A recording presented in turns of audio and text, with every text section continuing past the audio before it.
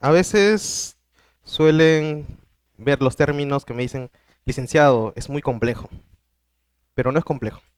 En realidad es el día a día que van a ver ustedes en la unidad de cuidados intensivos. Y es fundamental que ustedes tengan en cuenta. Como les dije, tenemos el término soporte nutricional, el cual el paciente va a tener alimentación por vía enteral y va a tener nutrición parenteral. En estas 2 horas vamos a ver enteral y parenteral. ¿Tienen un plumón adicional? Ya. Comentamos entonces con la nutrición enteral. Como les dije, esta es la situación. ¿Cuál es la situación que encontramos día a día? Monitores, ventilación mecánica y los pacientes se encuentran en ese estado. ¿Sí o no? Se encuentran en ese estado. Pero ¿qué hacer? Hay que tener en cuenta que ¿cuándo iniciamos la nutrición enteral? Esa es la primera pregunta que les hago a ustedes. La segunda pregunta es ¿con qué iniciamos nutrición enteral? La tercera pregunta sería ¿cómo se monitorea esa nutrición enteral? Y para que este paciente se encuentre en ese estado, ¿qué es lo que sucedió? Los pacientes que vienen acá, ¿cuántas patologías tienen? Como mínimo. 3, 4 y unos 4 descartes adicionales de alguna patología complementaria, ¿cierto? ¿Cómo se encuentra bioquímicamente el paciente en este estado? ¿Qué me pueden, qué pueden opinar? A ver. Ya.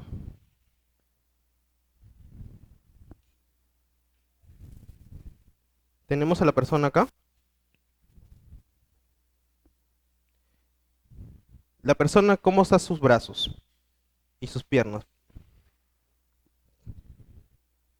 Ya, edematizados. Hay edemas, ya. ¿Qué otra cosa más? Hematomas, ya. Y cuando se le va los edemas, por momentáneamente a los pacientes, ¿cómo se encuentran sus brazos y sus piernas? Como le dicen comúnmente, hueso y pellejito. Y ahora yo les voy a explicar por qué es ese hueso y pellejito. Lo que les quiero que ustedes concienticen, cuál es la importancia de ver un paciente en ese estado. En primer lugar, para que un paciente llegue a este estado de acá, ¿qué es lo que ha sucedido? Acuérdense que nosotros tenemos fases, ¿cierto? De las fases que tenemos de la alimentación, ¿cuáles serían? En primer lugar, si no comemos hoy día, supongamos su nombre, Verónica. Si Verónica hoy día hace un ayuno, no quiere comer nada, ¿qué es la primera reserva que Verónica tendría para alimentarse? ¿Mm? Que se encuentra en el hígado. ¿Quién se almacena en el hígado? Que es nuestra primera fuente de energía. Ya la glucosa está almacenada en algo. Conjunto de moléculas de glucosa forma una unidad más grande que se almacena en el hígado. En el hígado y tanto también en el músculo, pero más en el hígado. Glucógeno. Entonces tenemos nuestro primer mecanismo, el glucógeno, ¿cierto? El glucógeno es nuestra reserva de energía. Primero, eso sería lo primero si estamos en ayuno. Luego que se gastó el glucógeno, ¿dónde va? Esto es tanto en el hígado como en el músculo. El hígado va a donar todo. El músculo no lo va a donar. ¿Por qué no lo dona el músculo? Glucosa que entre al músculo ya no sale, porque no tenemos una enzima para poder degradarlo. Entonces, músculo todavía resiste. Luego de esto, ¿qué vendría a ser? Luego que se acabó toda esa energía. A eso se le llama, luego de que se acabe esa energía, ayuno precoz. Comenzamos a gastar primero las proteínas. Las proteínas van a ir comenzándose a gastar, poco a poco. Y ahora les pregunto, ¿cómo se gastarían las proteínas en este caso? Primordialmente, dentro de nuestros músculos, no sé si habrán visto a algunos de mis colegas, les miden antropométricamente. Les hacen medidas de los brazos, las piernas. Seguro ustedes dirán, ¿qué están haciendo? ¿Por qué le están viendo sus brazos y sus piernas? En realidad lo que estamos midiendo es cómo se encuentra bioquímicamente tu paciente. a través de la antropometría. Entonces ahí vemos que está perdiendo, como nosotros decimos, masa muscular. Y ahora la pregunta es, ¿qué es lo que se pierde en esa masa muscular? En esa masa muscular vamos a tener en cuenta algo. Dentro de esto de acá, ¿quién es el aminoácido bandera? El que siempre está. Hay un aminoácido que siempre apenas generas un problema de catabolismo, comienzas a perder.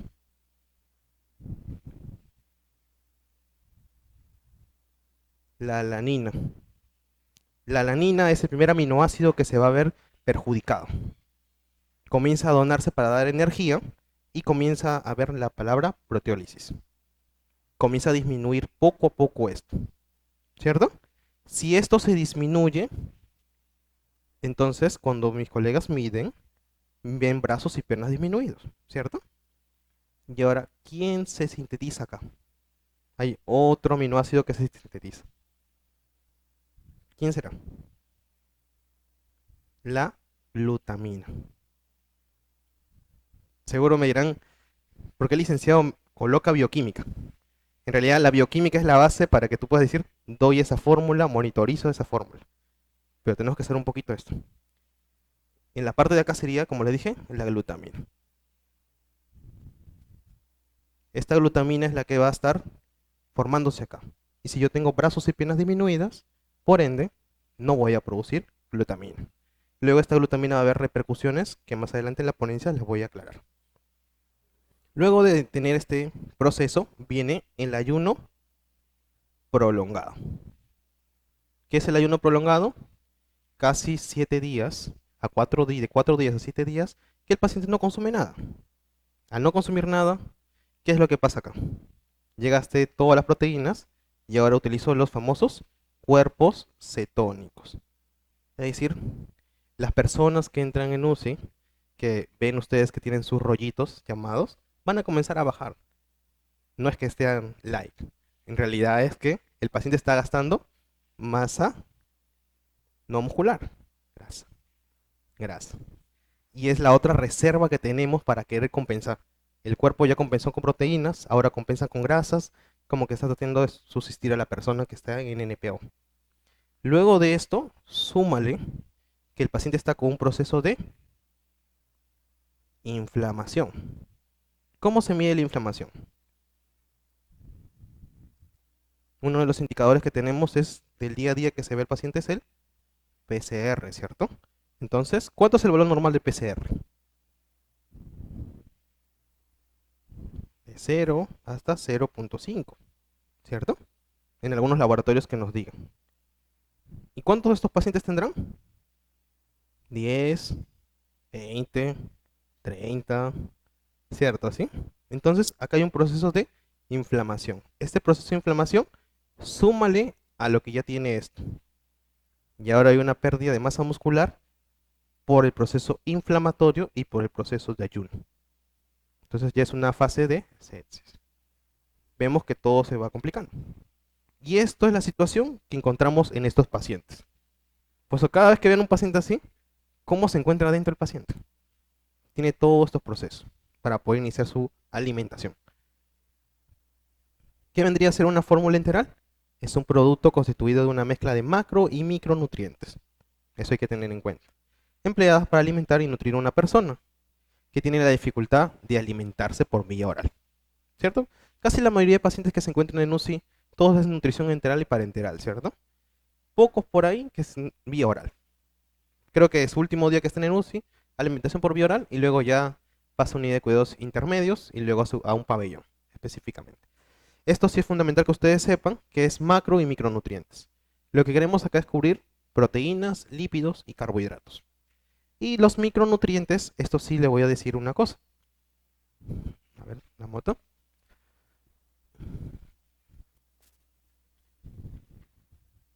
Ya. Tenemos una fórmula X de un producto. Esta fórmula, como les dije, va a cubrir los macronutrientes y va a cubrir los micronutrientes, ¿cierto? Ya. ¿Cómo se llama, mi estimado? Omar. Omar es una persona que está sana, ¿cierto? Si Omar está sano, necesita un requerimiento de micronutrientes. ¿Ya? Es por 1, requerimientos por 1. La fórmula que tenemos acá, el requerimiento es por 1. Macronutrientes, Omar, de carbohidratos, de lípidos y proteínas, ¿qué necesitaría? Lo normal, ¿cierto? Entonces es por 1. Entonces, lo que ustedes pueden visualizar es que estas fórmulas le dan a los pacientes que están críticos. Ojo, pero las fórmulas están en base a una persona de un requerimiento como el de Omar. Por ende, si tú le das los macronutrientes, si se percatan, le dan, dale su fórmula polimérica más un módulo de proteínas. Porque le falta. Podemos cubrir un poco más de proteínas con los macronutrientes, pero los micros está por 1. Pero para un paciente que está solamente en pabellones, como medicina general, gastroenterología, el procedimiento no es por 1, puede ser por 2 hasta por 5. Y si está en UCI es hasta por 10. Entonces tengan en cuenta eso. A veces decimos, la nutrición integral está cubriendo todo, pero hay más todavía. Hay que tener en cuenta esto.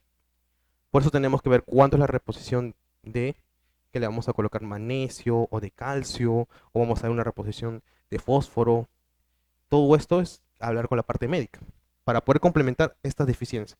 Por eso hay parte de decir, le está faltando tal cantidad de mini equivalentes, le está faltando tal cantidad de otro mini equivalente de otro producto para querer compensar el estado del paciente. Primero vamos a hablar del tema del sistema digestivo. Es fundamental acá. Si le vas a dar nutrición enteral, tienes que saber cómo está tu sistema digestivo. Si tu sistema digestivo no está activo, entonces, por las puras sería darle nutrición enteral.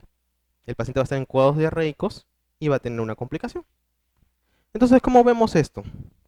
Esto se va a ver en base a la desnutrición del paciente, en base a las alteraciones del sistema inmunitario intestinal y en base al hipercatabolismo persistente del paciente.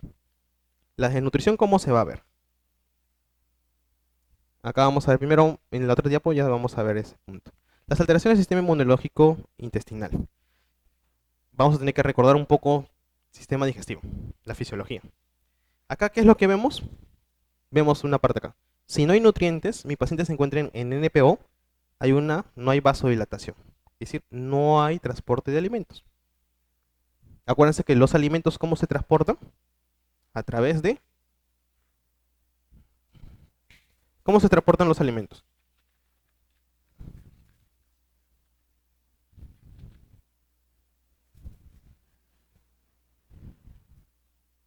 Por lo general, siempre van a escuchar este término. ¿Qué es la PAN? Presión arterial media, ¿cierto? ¿Para qué nos sirve eso? Para decir cuánto hay de la cantidad de perfusión tisular, ¿cierto? Entonces, esta perfusión tisular, ¿qué nos quiere decir? Que oxígeno está llegando a las células. Pero este oxígeno que llega a las células no solamente es oxígeno, es más nutriente. Entonces, estos dos van a la par. Entonces, si yo veo un paciente que su PAN está disminuido, por ende no hay una buena perfusión. Y si no hay una buena perfusión, no le vas a dar nutrientes. Obviamente no se van a utilizar. Por eso hay una fase donde la persona está con inotrópicos, vasodilatadores, vasoconstrictores, para que puedan compensar esto. Por eso hay una fase donde está todavía rehabilitación y luego recién va a pasar a darle la fase de los nutrientes, de las fórmulas. Pero ¿cuál es el problema acá? No hay nutrientes, no hay vasodilatación, inhibición del flujo sanguíneo. Es decir, no hay flujo sanguíneo en esta parte. Luego vemos inhibición o trofismo intestinal. Si no hay estimulación, ¿quiénes son las que no van a estar activas? Las enterohormonas. ¿Qué son las enterohormonas? La colecitoquinina, como un ejemplo que vamos a tener, que no va a estimular al tracto gastrointestinal. ¿Para qué me ayuda la colecitoquinina? ¿Mm? Estimula a la vesícula para sacar la bilis, para poder metabolizar los lípidos. Entonces, si no tengo enterohormonas, comienza a disminuir el trabajo, ya que no entró comida. Luego vemos que disminuye las fuerzas entre las uniones intracelulares. Es decir, tu borde del cepillo comienza a separarse. Si las células que estaban pegaditas comienzan a tener espacios en blanco. ¿Y qué pasará ahí? Y luego se presenta la translocación bacteriana. Inhibe la liberación de la inmunoglobulina A. ¿Para qué sirve la inmunoglobulina A? Es el encargado de generar la mucosidad para que las bacterias que están en las paredes no se adhieran. Entonces, es un trabajo en conjunto. Estoy dando inmunoglobulina A, entonces mis bacterias no se van a adherir. Acá no produzco, entonces no tengo esa mucosidad y por ende la parte de acá que tengo se está abriendo. Es decir, abro las puertitas, la bacteria que está ahí, no tengo mucosidad de frente. Y ahí comienza la translocación bacteriana. Y pasa de un proceso. Ahora les pregunto, ¿quién es el encargado de alimentar a estas microbiosidades intestinales? ¿Se acuerdan de lo que les dije acá? ¿La glutamina? La glutamina viene acá. Ahora vieron que solamente viendo un paciente que está con los brazos y piernas disminuidos, tiene una repercusión dentro de su intestino. Entonces, todo es una sola persona para nosotros poder ver y tener en cuenta. Como les dije, esto es el famoso GAL. ¿Qué es el GAL? Es la alteración. Como les dije, tenemos acá el antígeno, las células M que van a la placa de Player y esta placa de Player van a estimular a los linfocitos. Acá se va a subdividir en linfocitos T y linfocitos P. Estos dos van a generar la inmunoglobulina A y esto es la que genera la secreción. Y así, la parte de acá no va a haber, ¿qué no se va a adherir? Las bacterias. Hay que tener en cuenta que esto va separándose y esto borde del cepillo va disminuyendo. Otro punto que también quiero decirles es que de las microbiosidades intestinales que tenemos acá, nosotros vemos que los vasos sanguíneos están por acá, ¿cierto? Ya. Si yo no tengo enterohormonas, va a pasar algo. O no funcionan las enterohormonas, va a pasar otra cosa. La oxigenación que llega al 80%. Pero si yo tengo a las enterohormonas, va a hacer que esta oxigenación llegue hasta el 100%. Por ende, si un paciente está mucho tiempo en NPO, tengan en cuenta lo que está pasando dentro de su cuerpo. Va a tener repercusiones más adelante. Por ende, tienen que estar viendo que puede generar que no se va a absorber algunos nutrientes acá. No hay enterohormonas, 80%. Ustedes saben, si es que un tejido no llega oxígeno, ¿qué pasa? Muere, ¿cierto? Entonces tenemos el 80%. Y esto sumado que no hay glutamina, que es el alimento, ya no hay 80, hay 50. ¿Y cómo vas a encontrar tú tu pan disminuido? Como que esto te va a indicar que esto está, no hay buena oxigenación a los tejidos. ¿Cuál es el órgano que la presión arterial media influye mucho? Que apenas tú veas que baja, corriendo tú pones descarte de algo. Hay un órgano que es muy sensible. ¿Mm? Es el riñón. Por eso tú pones descarte de problemas renales. Tú ves una pan disminuida, no llega oxigenación a los riñones, comienza a morir la parte del riñón. Por ende vas a ver que tiene muchos pacientes insuficiencia renal aguda, el paciente crítico. Entonces es cuando no hay una buena oxigenación. Y luego el siguiente órgano seguiría el intestino. ¿Vieron? Acá tenemos los criterios de elección. La idea no es solamente ver, le doy tal fórmula. La idea es ver cómo esto está influenciando en la perfusión. De nada me sirve tener la fórmula mejorada si la fórmula pasa por acá y luego van a decir que tienen un problema diarreico. Es decir, nunca absorbió nada. ¿Por qué no absorbió nada? Porque tus microbiosidades están aplanadas y por ende va a pasar el alimento y se va a ir. Entonces tenemos que ver cómo está adecuadamente esto.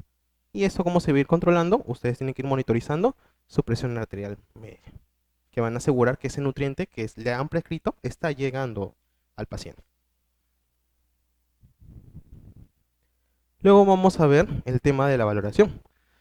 Acá hay un algoritmo donde vamos a ver las contraindicaciones de la nutrición enteral. No vamos a ver la nutrición parenteral todavía, ya en el siguiente capítulo, pero vamos a ver la nutrición enteral.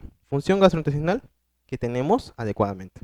Para decir esta palabrita de acá, ¿qué comprometía? Sistema GAL, que era inmunológico, que era la desnutrición del paciente, y el otro era que estaba con un catabolismo persistente. Todos esos tres puntos son fundamentales para poder decir mi sistema digestivo está bien.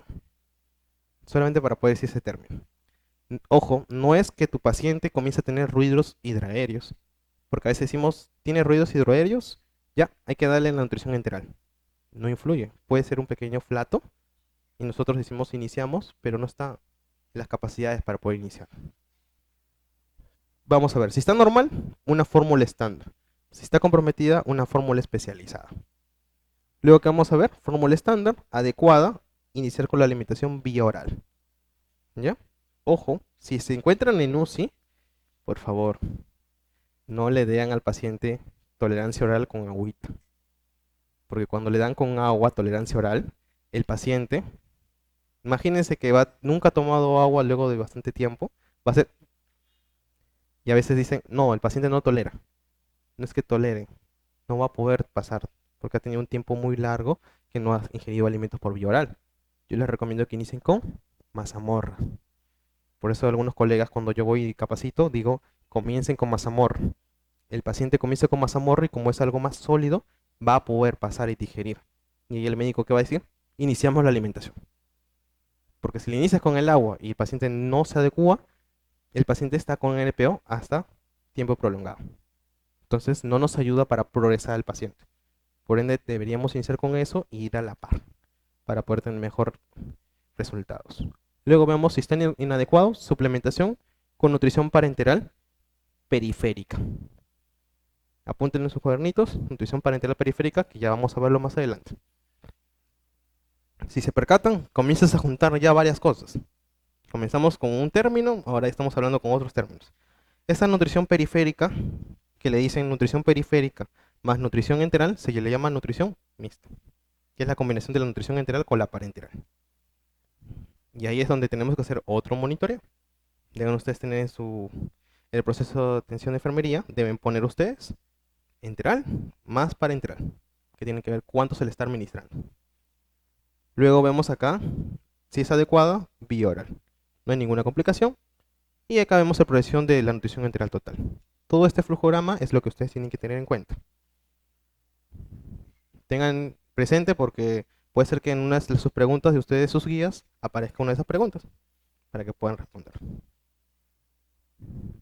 Y ahora les presento todos los tipos de nutrición enteral. ¿Qué vendrían a ser? Sonda nasogástrica, que vendría a ser luego la siguiente, sonda nasoyunal. Luego, ¿qué venías a hacer? Acá hay tubo enal, nasoyeyunal, pero por acá por lo general siempre van a ver yeyunal y sonda nasogástrica. Cuando hay una complicación o cuando vamos a tener mucho tiempo, ya vendría a ser una ostomía gástrica o una yeyunostomía. Esos son los principales que tienen ustedes en mente, aunque sean los primeros cuatro. Sonda nasogástrica, sonda nasoyunal, ostomía gástrica y yeyunostomía. Eso es lo que tienen que tener en cuenta. Ya vamos a ver luego la nutrición enteral y nutrición parenteral. Nutrición enteral. ¿Qué tenemos acá? Contraindicaciones. Obstrucciones mecánicas del tracto gastrointestinal. Como por ejemplo, si a mí me dice que un paciente tiene ilion biliar, ¿le puedo dar nutrición enteral? ¿Mm? En primer lugar, ¿qué es el ilion biliar? ¿Mm?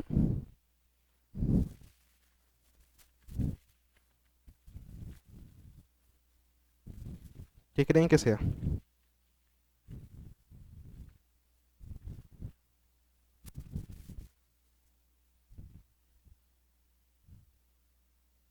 Ilion biliar.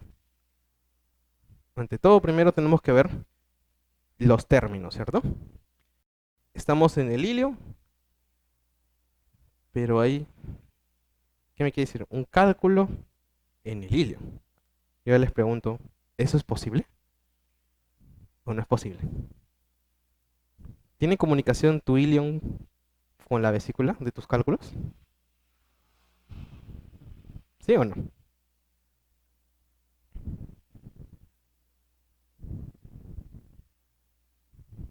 Vamos a ver por aquí.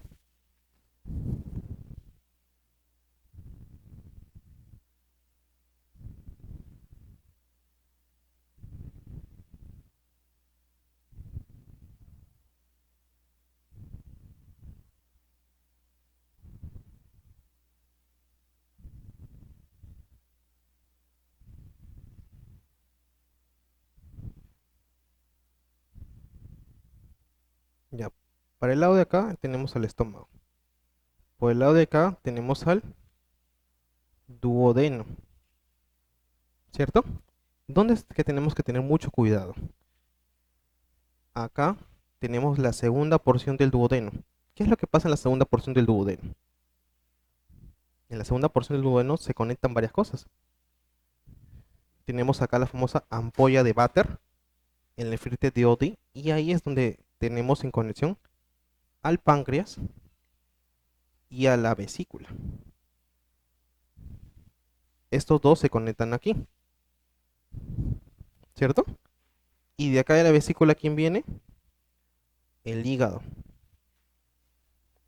Tenemos hígado, vesícula, tenemos acá el páncreas y se conectan el nefrite de Oddi a Adi.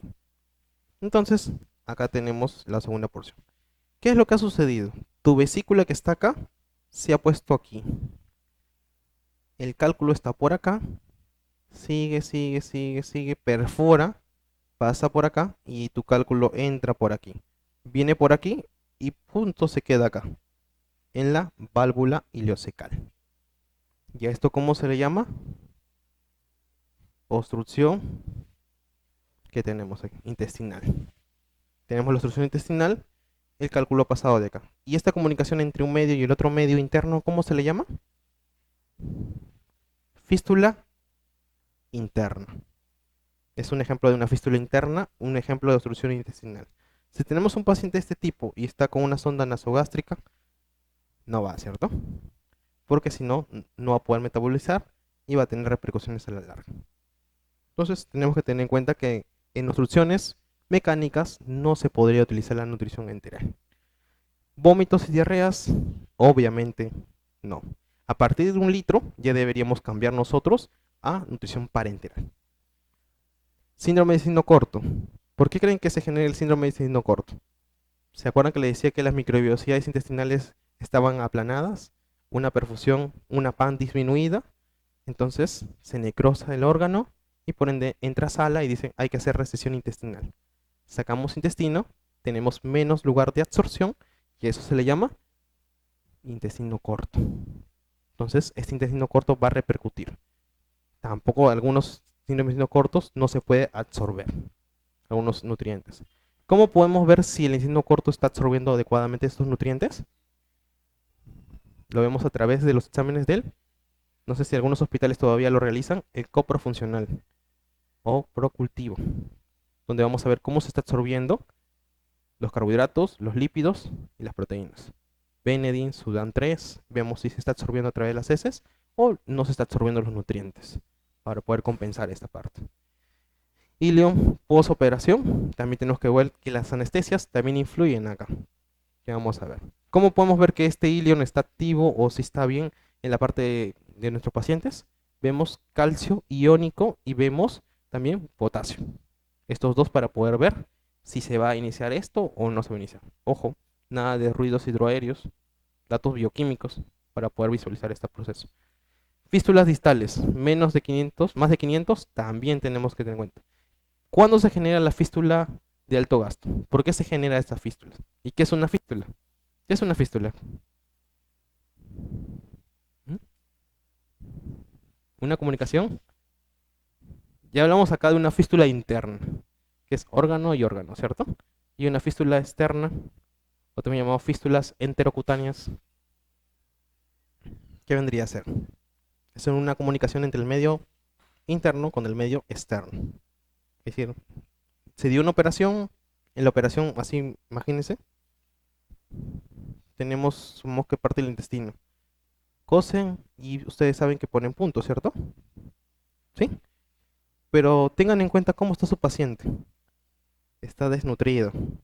Encima que está desnutrido, la glutamina no tiene, la alanina ha perdido. no tiene reservas proteicas. ¿Esto creen que va a poder cicatrizar rápidamente? No. Entonces, por acá, imagínense que un punto comienza a abrirse como una boquita. Y por acá comienza a salir un drenaje. Y ese drenaje se le llama fístula enterocutánea. Entonces, hay un drenaje en una parte del intestino. Puede ser que nosotros damos nutrición enteral por acá y por acá tiene un agujero. Y por acá comienza a drenar. Es decir, todo lo que el paciente gasta en metabolizar en el estómago, lo que se le ha dado nutrición enteral, lo que ha pasado por aquí, para que lo bota por acá. Entonces, esto influye también acá. Influye mucho lo que nosotros tenemos en el tema también de fístulas. Por ende, cuando vemos un alto gasto, nutrición parenteral. No vamos a forzar al órgano que no va a cicatrizar rápidamente. Sangrados severos como hemorragias digestivas altas. ¿A qué tipo de pacientes podemos ver hemorragias digestivas altas? Un cáncer de estómago, un Bormann, claro, cirrosis. En el caso de cirrosis, ¿por qué se da el sangrado? Hay algo que está en el esófago. ¿Qué está en el esófago? Ya que me han dicho cirrosis. Las varices esofágicas. Estas varices esofágicas rompen y ahí genera el sangrado. Y apenas veamos sangrado, NPO, ¿cierto? Entonces hasta que cicatricen eso, no le puedes dar. Y ahí nosotros tenemos dos opciones. Le puedes dar nutrición parenteral total, si tú lo meditas, o le puedes dar periférico, pensando que le vas a poder iniciar en un corto plazo nutrición enteral. Luego que ves, malas absorciones del tracto gastrointestinal, imposibilidad de ganar el acceso, y si el paciente está desnutrido, para poder tener en cuenta. Corto plazo y largo plazo. Corto plazo es 3 semanas, 4 semanas, ¿cierto? Donde nosotros vamos a poder ver si nosotros vamos a tener en cuenta la sonda nasogástrica o la sonda nasoyeyunal. ¿Sí? Les hago una pregunta. ¿Cuál de estas dos sondas es más fácil colocar? Nasogástrica. Ustedes para colocar la sonda nasoyeyunal, ¿de quién necesitan? El gastroenterólogo, ¿cierto? Cuando estaba en Santa Rosa, solamente había una enfermera que decía, si no está el gastroenterólogo porque se demora mucho tiempo, yo he aprendido a colocar sonda nasoyeyunal. Y capacitaba a sus colegas para que puedan hacer eso. Porque el gastroenterólogo, para que venga recién en algunos hospitales a pasar esto y que vean, mínimo 2 días, 3 días, y tu paciente está en NPO. Y ella decía, yo le preguntaba, ¿y cómo aprendió usted? Ante la necesidad, tuve que aprender. Y a mis colegas les trato de motivar en Santa Rosa para que lo hagan. No es complicado, tienes que tener mucha destreza y habilidad, que se gana en la práctica. Y entonces colocaban esta parte. Y en el área de soporte, que estábamos en el equipo multidisciplinario, tanto doctor, enfermera, nutricionista y químico, a veces la enfermera faltaba. Y decían, a nosotros le decíamos a la enfermera, enséñanos a colocar la sonda, porque somos un equipo multidisciplinario. Si alguien falta, entonces otra persona tiene que seguir el proceso. Porque si no estamos ahí, pacientes se quedan en el peor. Y a veces nos apoyábamos. A veces yo aprendí un poco de la química, aprendí un poco de enfermería aprendía de mí, a veces yo no estaba, ella hacía mi labor mía, y así nos ayudamos entre todos. Luego vienen los temas de las ostomías. En las ostomías, ostomía gástrica, ¿qué vendría a ser una ostomía? ¿Cuándo le colocarían una ostomía a un paciente? Cuando el paciente está más de un mes. Y dice el doctor, este paciente se va a quedar por más tiempo. Supongamos un ejemplo, un ACV, el paciente está en coma, inconsciente, se va a su casa y el paciente sigue con eso, podrían darle una parte de una sonda nasogástrica, pero tengan en cuenta que van a tener repercusiones en la parte nasal. Pueden ir cambiando la sonda. Ahora les pregunto, ¿cuánto tiempo en el hospital un paciente puede estar con una sonda? Siendo sinceros, porque una cosa es la teoría y otra cosa es el hospital.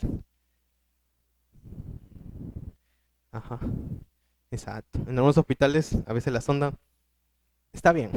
Entonces eso también tenemos que tener en cuenta. Tenemos que ir cambiando, porque a veces no vemos, pero vamos lesionando.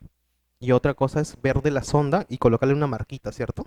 Porque a veces no nos percatamos en esos pequeños detalles y eso va como que moviéndose, moviéndose, moviéndose.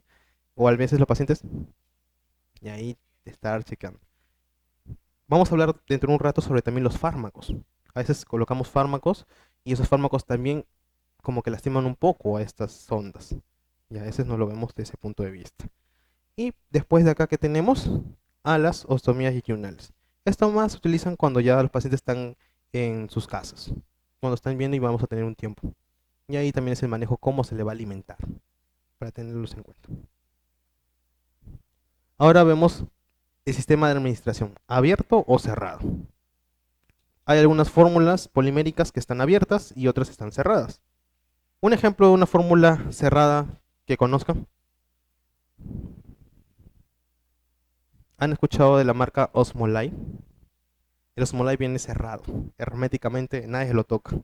Solamente se le colocas un chupón y le das de frente al paciente. Entonces no hay ni una manipulación. Ese es un sistema cerrado.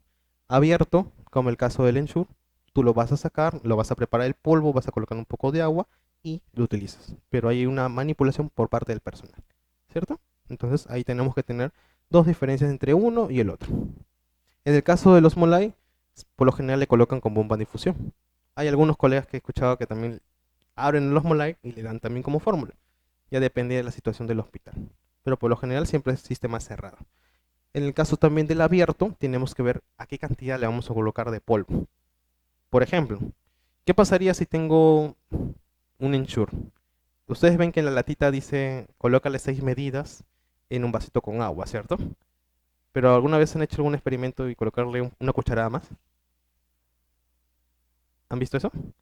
Cuando le colocan una cucharita más, se vuelve más denso. Y si ustedes toman eso, yo les aseguro que les manda con un cuadro diarreico. ¿Y qué dicen? La fórmula te cayó mal.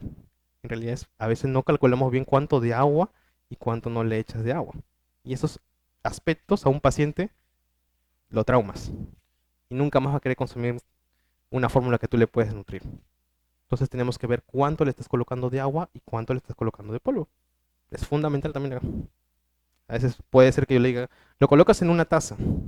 Tú sabes que la taza para el paciente puede ser así, así, así. Tienes que decirle con medidas exactas. A veces sucede eso, esos detalles.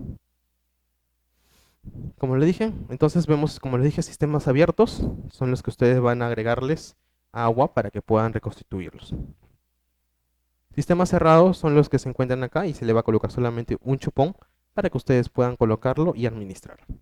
Esos dos sistemas son los que ustedes tienen que tener en cuenta. Y por lo general permanece de 24 a 48 horas. Va a depender mucho del estado que se encuentre el paciente.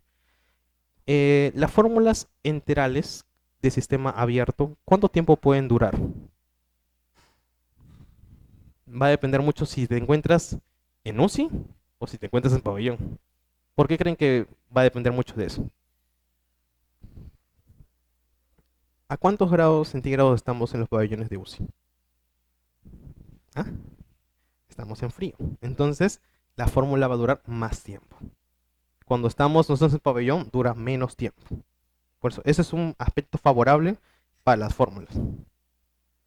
A veces nosotros decimos, dura 4 horas. Eso es en pabellones. Normal es que vamos a reconstituir la fórmula. Pero en estos lugares puede durar un poco más de tiempo. Por eso a veces se prepara para toda una mañana y para toda una noche. Dura más tiempo para poder tener. Lo que interesaría acá es la manipulación. Si es una fórmula abierta. Eso es lo importante acá. Imagínate que estás preparando y de casualidad no has tenido la indumentaria adecuada, contamina la fórmula y el paciente está más vulnerable. Eso hay que tener presente. Si podría sentarse adelante, ya, para que pueda ver. Entonces, eso es lo primordial que tenemos que tener en cuenta con estas fórmulas.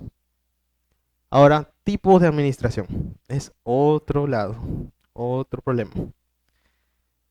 Tenemos uno, los que son a jeringa, que colocan ustedes. ¿Cuánto tiempo duraría esta colocación? ¿Un promedio? Yo he visto dos maneras cómo colocan eso. Agarran la jeringa, está la sonda, lo colocan ahí y lo dejan que salga, caiga sola, ¿no? A gravedad. Hay otros que veo que están, creo que un poco con la hora. Veo esto y la jeringa así. Y a veces eso sí repercute mucho, porque es como que te tuvieras un vaso con agua y de frente tú regresas. Entonces hay que hacerlo, si es a esto, a gravedad.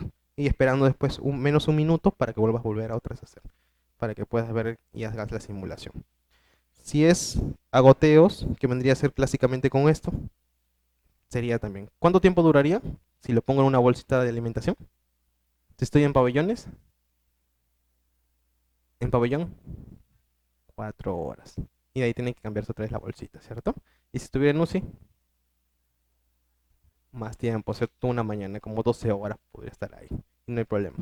Por eso tienen que tener muy en cuenta la temperatura donde se encuentran, ojo. Tienen que ver cuántos grados centígrados estoy acá. Ya, entonces sí puedo asegurar. Si ven que ustedes comienzan a modificar eso, mi fórmula. Lo primero que tenemos que tener en cuenta es. Luego, ¿qué vamos a ver acá? La bomba de infusión. Todos los pacientes que están en UCI tienen bomba de infusión, la mayoría. En los pabellones sí no hay muchas bombas a veces. Algunos, uno, dos, tres, que te vean unas bombas. Pero más que todo en UCI van a ver el manejo adecuado de estas bombitas. Esto es a goteo y bomba de infusión viene la velocidad más lenta. ¿Quiénes utilizarían bomba de infusión? ¿Qué tipo de sonda? ¿Sonda nasogástrica o sonda nasoyeyunal? Nasoyeyunal. ¿Las velocidades cómo se comienza?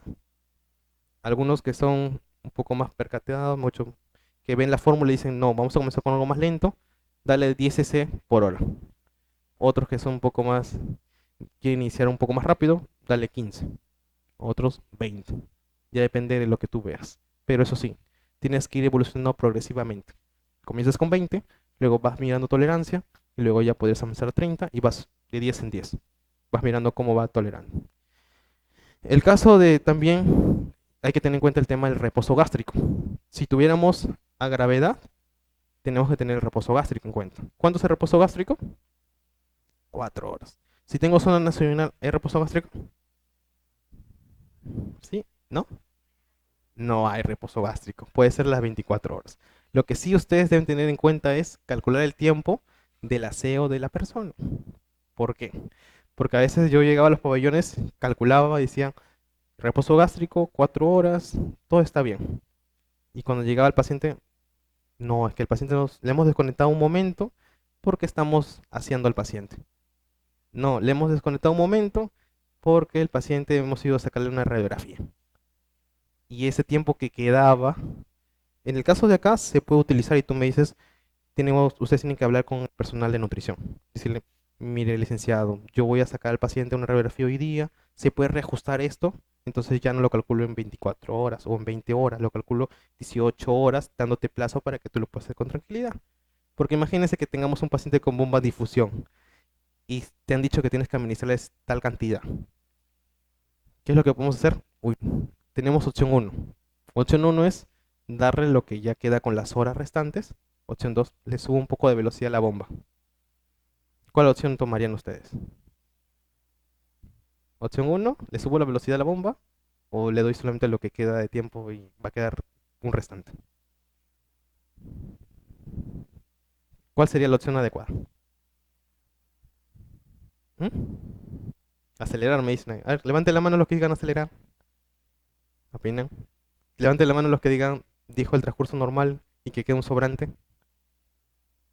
Un sobrante. Ni una de las dos es la correcta. En realidad es el trabajo en equipo, como le dije, el trabajo multidisciplinario para que ustedes coordinen y que no quede un excedente. Si queda un excedente, acuérdense que el paciente está desnutrido. Tiene que entrar en el paciente. No puede quedar, porque que quede un excedente un día, 2 días, 3 días, vamos haciendo un déficit calórico en ese momento y proteico. Y si fuera que le aumentamos la velocidad, el paciente puede tener ganas de vomitar. ¿Y qué va a decir el doctor? NPO. Volvemos al NPO. El famoso NPO no debemos tener en cuenta. ¿Ya? Entonces, son cosas fundamentales que tenemos que tener siempre presente. Velocidades. Continua, cíclica o por bolos. Por bolos, lo que habíamos hablado del tema de la jeringa que habíamos colocado. Continua sería... ¿Cuál sería el ejemplo en continua? Bomba de infusión, ¿cierto? Y cíclica sería por tiempos. Bien mañana, bien tarde o por horas, lo que yo puedo decir. Les hago una pregunta. Si yo tuviera un paciente que le han estripado el estómago, tiene una gastrotomía total, no tiene estómago, le han juntado el cardias con el yeyuno, tiene cardias y yeyuno. No tengo a un gastroenterólogo para que lo pueda ver al paciente y que lo vaya a revisar. ¿Qué tipo de sonda ustedes sugieren colocarle? No, nada de NPT todavía. Se tiene sonda nasogástrica y sonda nasoyunal. ¿Qué dicen? A ver, levanten la mano los que digan naso. Nasogástrica. Nada. Nasoyunal. No opino. Ya. Es sonda nasogástrica. ¿Por qué? Por el tamaño. Colocas sonda nasogástrica, pero colocas con bomba de infusión. Hasta esperar a que el gastroenterólogo venga y pueda evaluar.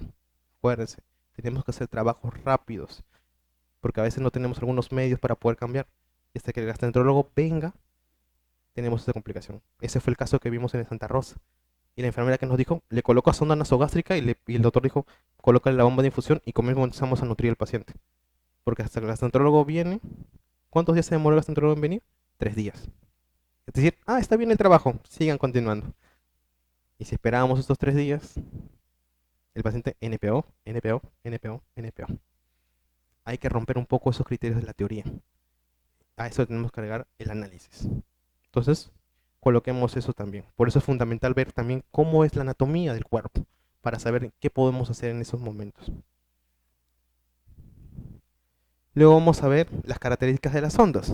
Tenemos polivinilo, poliuretano y siliconada. En el caso de las siliconadas, son muy flexibles y son más utilizadas en gastrostomías percutáneas, ¿cierto?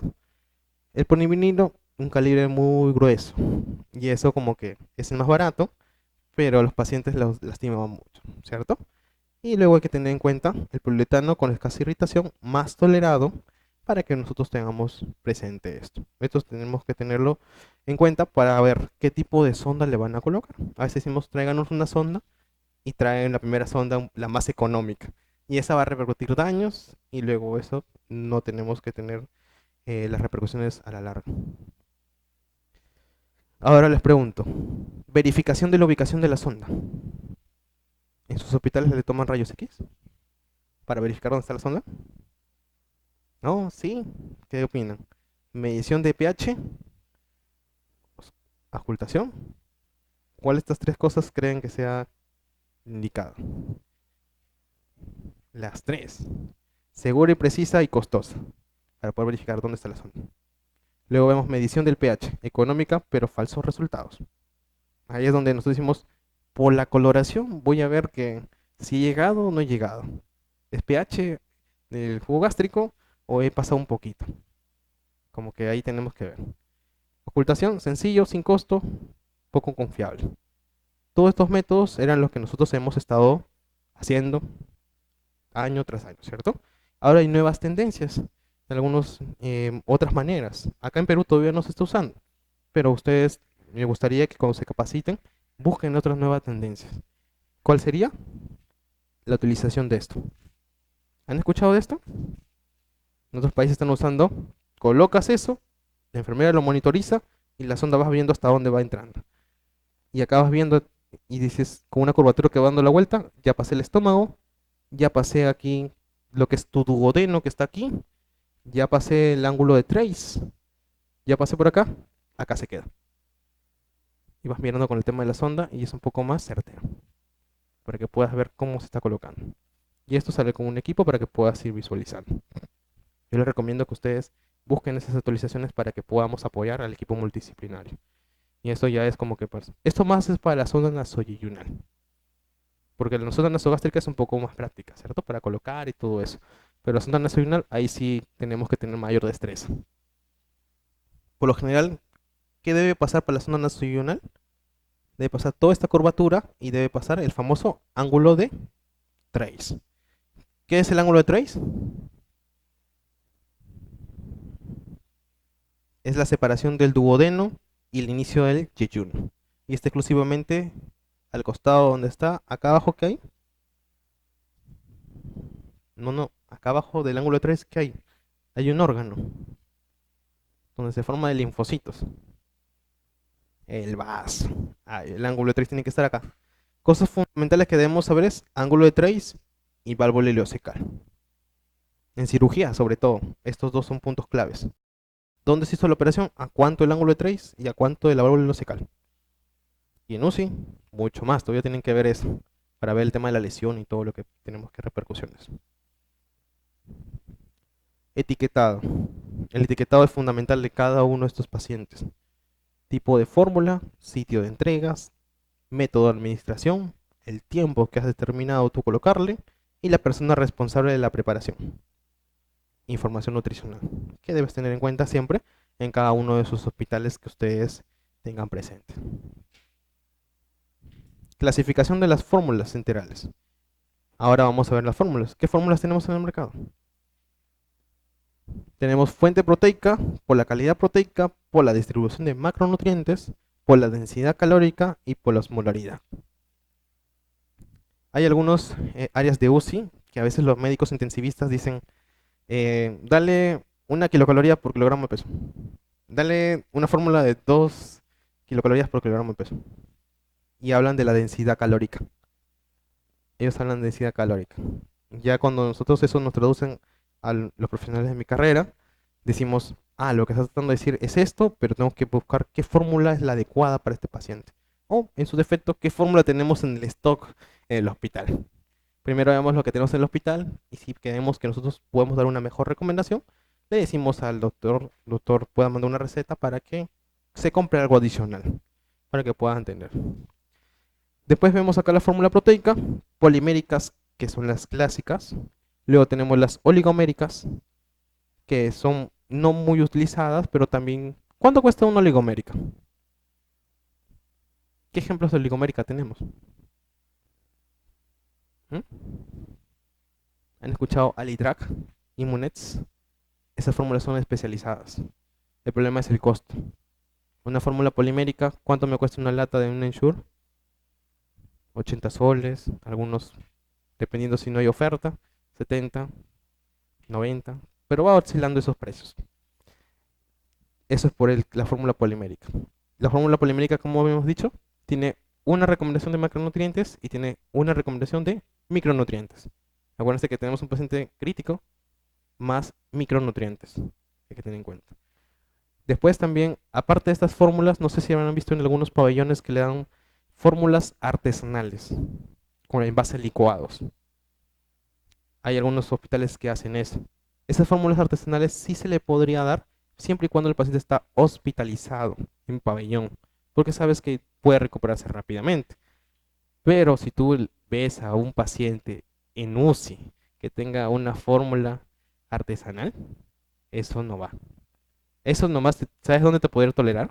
Si me dijeras, estoy licenciado, estoy en un hospital que está en provincia. Ya, por ahí podría ser. Pero te diría, le das 1, máximo 2 y ya tienes que correr con fórmula enteral. Pero si me dices, estoy en un hospital de Lima, le estoy dando fórmula artesanal, mucha contaminación podría ser uno de los vicos. Y otro es que no nutres al paciente. Vas a cubrir macros. Y las recomendaciones de estas fórmulas artesanales, aproximadamente de micros, ¿cuánto será? 0.5, 0.2, casi nada. Micros es casi nada. Macros sí puede ser 0.8 por ahí. Pero micros estamos pobres. La cantidad proteica. Hipoproteica. ¿A qué paciente le daríamos hipoproteico? ¿Mm? A los pacientes que son renales, ¿cierto? Pero tengan en cuenta algo. A los pacientes renales ya hay nuevas tendencias. No sé si habrán escuchado los famosos cetoanálogos. ¿Han escuchado ese término? Los cetoanálogos son los que le dan a los pacientes en otros países. Ya está llegando, ya llegó a Perú. Todavía pocos colegas trabajan con eso y estamos revirtiendo que el estado 5 o 4 que tenemos de enfermedad renal crónica para volver a un estadio 3. Para ver el problema de pacientes renales tenemos que ver el tema de las guías de Kidoki.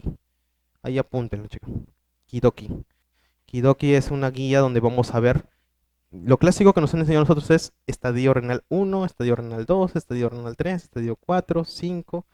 Eso es lo que nosotros nos han formado, ¿cierto? Pero las guías Kidoki van a ver estadio 1, estadio 2, estadio 3A, 3B, 4A, 4B, 5A, 5B. Kidoki. Y eso va a ver también con el tema de la albuminemia en la parte renal. ¿Para qué nos sirven estas guías? Para poder ver cómo está la tasa del filtrado glomerular y que va a la par para poder tener en cuenta. Y ahí viene la utilización de estos cetonálogos. Estos cetonálogos ayudan al paciente para que puedan botar la urea que está acumulada en sus cuerpos y comienza a depurar. Entonces utilizamos esos cetonálogos y un paciente en estadio 5 puede estar estable en un estadio 3 y ya no va a hemodiálisis. La idea es que no llegue a hemodiálisis y para eso debemos trabajar con fórmulas hipoproteicas. Un ejemplo, Renamet, que es una fórmula baja en cantidad de proteínas. Luego vemos las hiperproteicas, donde por lo general tenemos algunos tipos de fórmulas, pero tenemos que añadirle también en cuenta las proteínas líquidas, que ahora han tenido las proteínas líquidas que tenemos que podemos utilizar. No sé si han escuchado Liquacel, ¿cómo se llama? Provigol. Estas fórmulas líquidas están ayudando un poco mejor a los pacientes para llegar a cubrir esto. Por eso combinaría una polimérica con un módulo proteico para poder mejorar. Luego vemos las estándares, las especiales y los módulos, las densidades y las osmolaridades. Un ejemplo de hipertónica, ¿cuál sería? ¿Han escuchado Nepro? ¿A quién le damos Nepro? ¿Ah? A los que ya se dializan. ¿En qué momento le daríamos? Después de una diálisis. Algunos están diciendo después de una diálisis. ¿Otro comentario adicional de eso? A veces nosotros decimos que cuando se le da la diálisis no le das nutrición enteral. Después, pero hay otros que dicen al paciente renal en ese tiempo, que son casi 4 horas, hágale actividad física y pueden ir iniciando su fórmula para que cuando termine esa terapia le demos el alimento. Porque si no, en ese momento le das el alimento, ya hay un tiempo que se ha tomado en cuenta y el paciente ya no va a tener esa alimentación. Porque ya está lleno con esa fórmula y luego más tarde no se le va a poder administrar. Entonces también tenemos que ver. En realidad, la ciencia está avanzando muy rápido, donde ya vemos que adicional al trabajo como en soporte nutricional, al inicio necesitamos solamente un médico, una enfermera, químico, nutricionista, ahora está incluyendo psicólogo y también terapia física. Entonces ya no somos solamente 4, ya se oscila que seamos 6. Y ahí se va sumando, se va sumando. Y ahí súmale a la técnica de nutrición y la técnica de farmacia. Ellos dos que apoyan al equipo multidisciplinario de soporte nutricional. Fórmulas completas, como les dije, para los pacientes que tenemos acá. Y fórmulas con patología para diabetes, falla renal, hepáticas. Falla respiratoria, ¿cuál sería? ¿Una fórmula respiratoria? ¿Mm? Tenemos marcas también que tenemos que recordar. Incompletas, modulares que vamos a ver, módulo proteico, módulo de carbohidratos y módulo de lípidos. Acá en la fórmula del módulo de lípidos tenemos a los que tienen triglicéridos de cadena media. ¿Por qué utilizamos los triglicéridos de cadena media? ¿Para qué nos ayudan los triglicéridos de cadena media? ¿Mm? Los triglicéridos de cadena media se absorban en la vena porta y nos siguen todo el proceso y no llegan al intestino y hacen que el paciente no se complique. Porque acuérdense que hasta que llegue al intestino va a demandar energía. Nosotros necesitamos que los pacientes absorban energía rápidamente, no produciendo gasto energético. Entonces utilizamos el tema también de los módulos lipídicos con triglicéridos de cadena media. Poliméricas, como les dije, seguimos con la cantidad de osmolaridad normal y oligoméricas que tenemos proteínas hidrolizadas, carbohidratos y grasas. Lo que vamos a ver para ver estas funciones que vamos a utilizar. Elementales, más los elementales lo trabajamos en niños. En niños utilizan Puramin, utilizan así algunas fórmulas extensamente hidrolizadas. Ahí se utiliza más el término elementales, propiamente. En adultos llegamos solamente hasta oligoméricas. Fórmulas normocalóricas, densidades de 1, densidades hipocalóricas. ¿Cuáles serían las de hipocalóricas? Las fórmulas artesanales que hemos mencionado. ¿Qué quiere decir que tenga esta cantidad? Quiere decir que en un volumen de 1000 solamente te aporta 800 kilocalorías. Entonces solamente tiene una densidad de 0.8. Entonces no va esa fórmula. En el caso de lo que utilizaríamos un Ensure, tiene una densidad de 1. Pero tenemos que tener en cuenta, el Nepro, ¿cuánto tendría su densidad el Nepro? Tiene 1.8, que es menos volumen y es más cargado de nutrientes. El único problema es que si le das un Nepro, debes tener en cuenta los pacientes renales, porque es muy cargado y si va de frente y lo toma, imagínense, de golpe el paciente, de nuevo lo regresa. Esas cositas también tenemos que ver. Fórmulas para reconstituir y para usar, listas para usar, como lo que les he mencionado. Reconstituir echándole agua para poder ver. Hay que tener en cuenta que la dilución de una fórmula estándar es al 23% y una fórmula oligomérica es al 25% para ver cuánto de agua. Tenemos también para fallas renales. ¿Quiénes son las fórmulas para fallas renales? Rename y Nepro, ¿cierto? Nepro es cuando se dializa. Ojo, no digan paciente renal, a veces he escuchado, paciente renal, dale Nepro. Yo le digo, ¿en qué estadio está? Estadio 3, estadio 4. Le das ahí, lo llevas a diálisis más rápido, si le das ese requerimiento. Luego tenemos también para falla respiratoria y falla hepática. ¿Qué tenemos en falla hepática? Interés hepático. Tenemos una marca ahí para poder trabajar. La interés hepática para poder ver. Y acá tenemos el famoso Pulmocare. El Pulmocare que vamos a usar acá, mayor cantidad de triglicéridos en cadena media.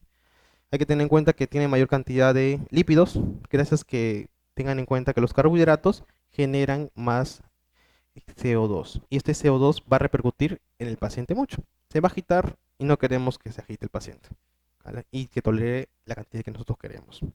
¿Qué fórmula se parece al Pulmocare? Sabemos que no hay en el mercado Pulmocare. ¿Qué fórmula se podría asemejar? Que te podría salvar aunque sea 1 o 2 días hasta que llegue un Pulmocare. ¿Mm? El NAD diabético. El NAS diabético tiene menos cantidad de grasas, no menos cantidad de carbohidratos y tiene más cantidad de grasa. Y sería como un primo hermano al de aquí, que te podría salvar que sea 1 día, 2 días, hasta que traigas una cantidad de reserva de Pulmocar. El NAS diabético podría ayudarte para mejorar esos cuadros.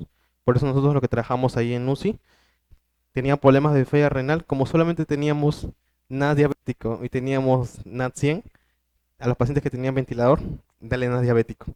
Pero era ya porque ya estábamos trabajando en lugar de no teníamos esto. Y le damos para que tenga menos cantidad. El único inconveniente es que teníamos que dosificar. No podría el NAT diabético aguantar mucho tiempo en UCI. Y ahora seguro me dirán ustedes, pero el licenciado dijo que sí podría más horas, ¿cierto? Pero no eran por las horas. Era porque el NAT diabético, como tenía más grasa, las grasas hacían que se asentara y la fórmula ya no duraba mucho tiempo. Entonces tenías que dosificar. En las diabéticos teníamos que mandar cada 3 horas preparar y que pase por la sonda y luego volvíamos a preparar. Entonces también eso es un trabajo en conjunto para que ustedes puedan ver cómo utilizar. ¿Qué sucede en los estudios? En pacientes con síndrome de estrés, que nos dicen que podemos utilizar sí o no el tema de los omegas. El tema de los omegas es todavía muy controversial. La parte científica que nosotros vemos, tenemos productos, pero todavía nos falta población. Y para hacer un estudio en hospitales es un poco complicado. Tenemos que tener nuestros casos, nuestros contornos y tenemos que ver cómo va el impacto. Y a veces los pacientes, por criterio de exclusión, no se pueden agrupar adecuadamente. Y tenemos que ver qué impacto tiene. Solamente tenemos a través de juicios de expertos o hospitales que dicen, me resultó tal fórmula, entonces trabajemos con este hospital o en consenso, trabajemos con este nutriente que tenemos y vemos cómo va la mejoría en los pacientes. Se tienen que hacer bases de estudios todavía para poder ver. Como le dije, el tema también de la glutamina. Aspen y Espen. ¿Saben qué es Aspen y Espen? Aspen es la Sociedad de Nutrición Enteral y Parenteral de... ¿De dónde? Todo lo que son Estados Unidos. Nos traen todas las guías que tenemos ahí. ¿Y Espen qué es? Son las guías europeas. ¿Y qué es FELAMPE? Todo Latinoamérica. Si ustedes ven enteral y parenteral, deben saber de esas 3 instituciones. Aspen, Espen y FELAMPE. Deben tener en cuenta mucho ese aspecto, que van a la par. El, para el año justo 2020, en septiembre, FELAMPE va a ser un evento acá en Ecuador. Por lo general siempre lo hacen en otros países. El país más cercano que está a nosotros va a ser Ecuador. Si ustedes quieren profundizar temas en esto, les doy la invitación para que ustedes puedan ir. Ahí es donde van a aprender un poco más sobre el tema enteral y parenteral. que todo lo que les he traído acá son de esas tipos de las guías que están más actualizadas, que estamos viendo cómo se va a trabajar adecuadamente. El tema de la glutamina, como les había dicho, todavía tenemos algunos dicen iníciale antes, otros dicen iníciale después, otros le dicen con la nutrición parenteral, como que tenemos varios estudios. Pero lo que sí se ha determinado es que la nutrición, si le das la glutamina en los sobrecitos de Glutapac, casi el borde del cepillo se absorbe un 80%. Entonces vas a mejorar las microbiosidades intestinales, para que tengas en cuenta de estos pacientes. Como les dije, se sugiere esa en la parte de acá. En la parte de nutrición parenteral también hay efectos positivos. En Santa Rosa utilizábamos glutamina en la manera parenteral. Ya les explicaré qué es lo que tenemos que ver ahí. Después tenemos el tema de la arginina. La arginina tenemos que utilizar muy frecuentemente. A veces hay puntos controversiales porque dicen te produce óxido nítrico y este óxido nítrico genera que el paciente tenga complicaciones cuando esté en área crítica, que en lugar de generar una vasoconstricción que tú quieres, genera una vasodilatación. Entonces, algunas guías nos dicen, inicia después que el paciente se estabilice, que le coloques los vasodilatadores y vasoconstrictores, y luego ya cuando pasa esa fase, recién comenzarle con el tema de arginina, y por ahí se está manejando, también tener en cuenta estas fórmulas, que son más las especializadas, y como les he dicho, sugieren que sea solamente para pacientes con trauma severo, en estos casos. Monitoreo, ¿qué vemos en el monitoreo? Monitoreo vemos las lesiones que pueden ver. En el tema de monitoreo, lo que sí quisiera que ustedes tengan en cuenta son las alteraciones electrolíticas. ¿Qué es lo que tienen? ¿Qué marcadores ven aquí? Sodio, potasio, calcio, fósforo. En UCI tienen que verlo diario. Diario tiene que estar eso para poder tener en cuenta, para hacer este monitoreo. Porque se acuerdan que les decía que las fórmulas te cubren solamente un requerimiento, entonces con el médico tienen que trabajar a la par. Doctor, estoy viendo que acá en este diagnóstico está bajo, ¿cómo se podría hacer? Entonces el médico ya con el equipo de soporte dicen, hay que darle mayor cantidad de mini equivalentes para poder darles reposiciones. Las glicemias con el Molco test, ¿cada cuántas horas? 4, otros dicen 6, dependiendo del hospital que sea, pero tienen que estar monitorizando. Cuando tenemos un paciente que está en unidades críticas, ¿cuánto es su glucosa? ¿Mm? Lo normal es de 140 a 180. Ese es el valor de un paciente crítico con hipercatabolismo. Pasando eso, ¿qué hacemos? Ya en nutrición parenteral les voy a decir qué podemos hacer eso, porque también hay un punto controversial. Le doy la nutrición parenteral, le subo las glicemias y ahora cómo lo bajo. Entonces tenemos que ver también ahí. Isquemias del sistema gastrointestinal, obstrucciones que hemos visto, las regurgitaciones cuando inician la alimentación que les he dicho por vía oral. Después acá el tema de obstrucciones por desplazamiento, si la sonda comienza a moverse del lugar que tú le has colocado. Aspiraciones que tiene que el paciente que estar a ¿cuántos grados? ¿Así? ¿Así? 45, 30, tiene que estar un poquito, ¿cierto? Para que no haya aspiración o neumonía aspirativa, más que todos los pacientes adultos mayores, que tenemos que ver. Cuadros diarreicos, que no haya una adecuada manipulación, que no se repercute en esto. Y sobre todo acá siempre tengan en cuenta el tema de las úlceras a presión. ¿Han visto úlceras a presión en estos pacientes? ¿Sí? Ahora les pregunto, ¿de quién es la culpa de las úlceras a presión? Algunos dicen personal. Y ahora yo les digo, la culpa es de ellos y de mí también. Ahora me dirán, ¿por qué de ti? Porque si yo doy adecuada cantidad de proteínas, el movimiento puede repercutir un poco, pero mi nutrición, aparte de mis proteínas, ayuda para que eso no se genere. Entonces, la culpa es de todos. Entonces, para mejorar nutrición y movimiento, los dos tienen que ir a la par. ¿Ya? No hay culpable. Tenemos que asimilar todos la culpa y mejorar ese tratamiento.